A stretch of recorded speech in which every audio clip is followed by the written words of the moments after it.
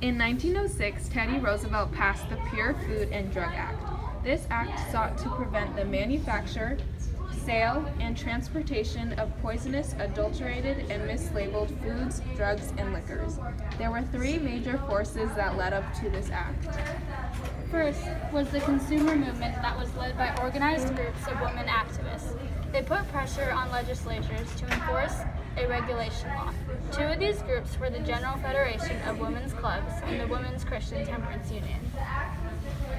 Second was the rise of journalism. Upton Sinclair's The Jungle, which revealed the harmful meatpacking practices in Chicago, and articles by Samuel Collins Adams in Collier's magazine about patent medicine and advertising fraud also brought attention to this issue.